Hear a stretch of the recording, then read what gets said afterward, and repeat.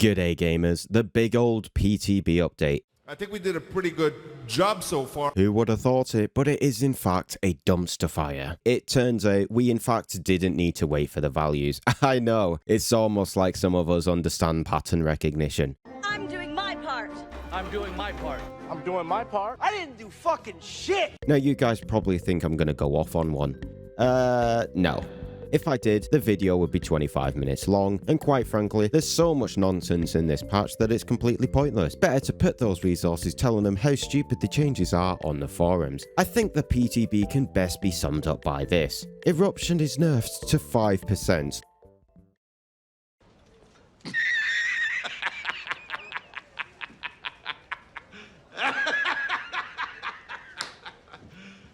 You serious? That is a real value that someone at Behavior thought was a good number. So for kicking a generator for 1.8 seconds, losing easily 7 seconds in a chase, and then losing half your regression events because you've got the perk on, you get, drumroll please, 4.5 seconds of regression. So it went from being dead for non-mobility killers to being dead for everyone. They also nerfed Monitor and Abuse, changing it to a percentage base. Apparently small terror radius builds were deemed too fun by Behavior. We have to instead change it so it nerfs all those fun niche builds and buffs all the S tier killers, because that's really what the game needed. Look, we're not going to go deep into all the PTB changes because they're all shit. I did a video the other day on them and everything about it still holds true. Timestamped below is my overall thoughts on the patch in a conclusion at the end of the video. If you don't want to watch the full video and just want to know my thoughts on it, just use the timestamp. Don't worry, I won't take offense to it. We'll be talking about Sadako and how she's dead, quickly going over the new killer, the survivor, and her perk. More specifically, that has something to do with ghosts. Descriptive, I know. Some call me a modern day Shakespeare. I'll timestamp it if that's all you care about, but let's do a super fast rundown of different things from the PTB. First things first, Sadako is dead. Found at the bottom of her well with Behavior pouring concrete down it. I think they did a pretty good job so far. Using your power of Condemn causes the anti-tunnel to kick in, meaning that you're now punished for using your power. I dragged some of my viewers into a custom match just for you guys to showcase it. This one is what we call a sacrificial lamb. So big thanks to them. And as we can see, I'm Mori, the survivor who I hurt, and the generator's blocked. So she's dead, punished for using her power.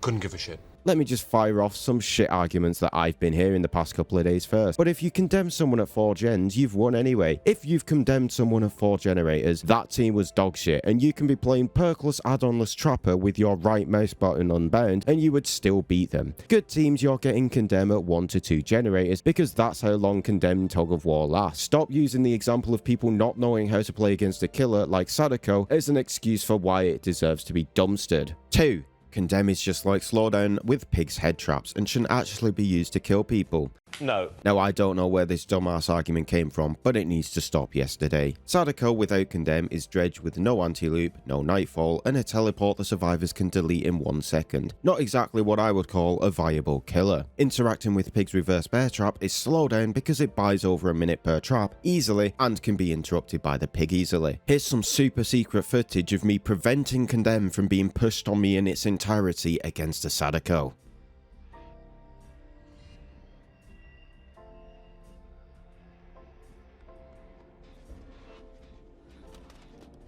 I mean, wow, look at all that slowdown that she just bought for herself. Now here's me removing a reverse bear trap.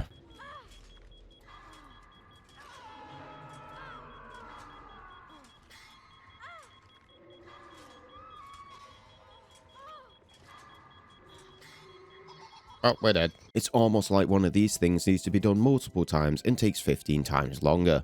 And if you need to run across the map to cleanse enough that it's even remotely close to the time it takes to remove a reverse bear trap, you've mismanaged your Condemn as a survivor, and that's a skill issue on your part. 3. It's a bug, and Condemn is not supposed to affect generators. Now, if this is the case, Sadako will still be playable. However, hooking survivors will still be needed to break tapes, and hooking to break a tape gives them superhero status for 30 seconds, making following up borderline impossible. playable. And at the end of the day, contrary to what people think, I don't just care about Sadako. Even if they change it so that she's actually playable, that doesn't offset the fact that over half the roster is going to be borderline unplayable with these changes outside of Twitter MMR. And I don't know about you guys, but when I'm playing Survivor, the last thing that I want is more matches to be Nurse, Blight and Ghoul. So, that's Sadako done with, both in the video and in game. I'm done trying to play her. She was dumpstered in her last rework, annihilating 80% of her add-ons with every Sadako player ignored, left untouched for a year and a half, multiple bugs left untouched, and now they've just punished you for playing already one of the weakest killers in the game. But don't worry, dipshit Mickey on DBD Twitter, who's played 3 matches on her, knows more about Sadako than the collective knowledge of every Sadako main, and knows that she's actually going to be fine. Shut the fuck up! So,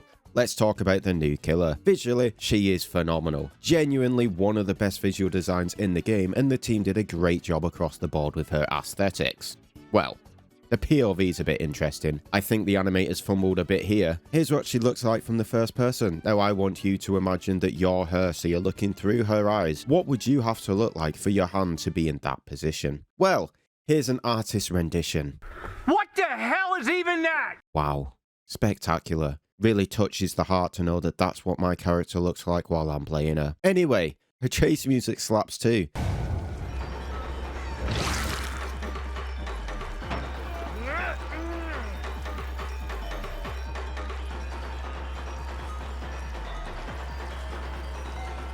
Her gameplay, she kinda sucks to be honest, very clunky, delays on everything, a dissertation worth of a killer power. Her chase feels like Chucky slice and dice without any of the threat of slice and dice, and playing against her she felt very unthreatening, but it doesn't really matter because all the other changes have completely eclipsed this killer. I will like to note, behavior considers this killer as strong as Nurse and Blight. Yet another example of the balance team not understanding the game because she isn't even close to the Nurse or Blight. Her perks are all arse. It's the biggest piece of dog shit that I have ever heard. No surprises there. I think the last good killer perk we got was with Unknown and Unforeseen. Not that it matters to me anymore because I'm sure as fuck never playing killer with these changes in the game, if I even continue to play the game. So, that brings us on finally to the new Survivor. First things first, this is her picture. Looking like the headshot of a K-pop star. This is her in-game. Come on, you're not an intellectual. You're a fake and a fraud. I can't help but feel like we're being catfished a bit. I'm not saying she's ugly. In this outfit, I think she looks cute. But she doesn't look like this. If survivors are just glorified skins, I think the least we can do is actually have them look like their character in this portrait. Anyway, onto the perks. We got another healing perk. No! Might be a problem if they didn't giga buff every other healing perk in the game, but since they did, this perk is buns. Next up, we have 1, 2, 3, 4. It's just like Bardic Inspiration.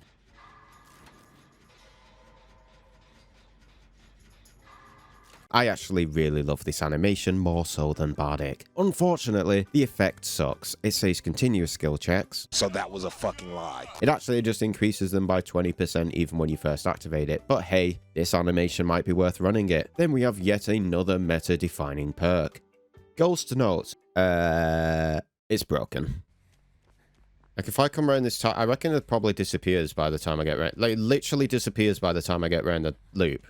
I think the clip speaks for itself. When combined with Lightweight, you have essentially permanent Shadow Step. Now, as some of you may know, Lightweight was my favourite perk before they broke it about 5 months ago. I haven't used it since, and yet it is still my most used perk with a 67% pick rate. So if anybody has authority on scratch mark perks, it's me. And I'm telling you it's broken, especially considering the activation condition is using one of the most meta perks in the game. On top of this, it also removes exhaustion faster, so stacks with Vigil, the most unhealthy perk in the game. That being said, Vigil is so broken I actually couldn't tell the difference in-game between Vigil and Vigil with this perk. I'm not sure how this perk could be balanced, but it can't go live like this. Anyway, you know what? I'll end with this statement. Macro is one of the most important skills in Dead by Daylight for both sides. Changes like losing your buffs when you kick a pallet on killer, removing the unhook notification, having the anti-tunnel gameplay in effect no matter the state of the match, nerfing all regression and spawning more pallets around the map while calling it a quality of life shows that behavior don't even understand the basic fundamentals of macro gameplay. This is a game that is being balanced by a team that don't understand it. The reason people are upset is because even if they don't push these changes, it doesn't matter because the next set of changes are going to be just as bad since they don't understand the game. This patch for me is truly the turning point of Dead by Daylight. The devs are so insanely survivor biased that it's not even funny. I don't think they've ever played a match of Killer because nobody who has could possibly think that these changes are healthy for the game. They punish you for not just tunneling, but for playing the game and don't let anyone else try to gaslight you otherwise. These are game-killing changes. If you're a Killer player, please quit playing Killer. The only way that the devs are going to see how brain dead these changes are is with a mass Killer exodus. Whether you quit playing the game altogether or you just quit Killer, it doesn't matter, so long as you stop playing Killer in protest. And if you do have people trying to gaslight you into thinking you're just bad at the game, you're not. These changes are really bad, and the people who can't understand that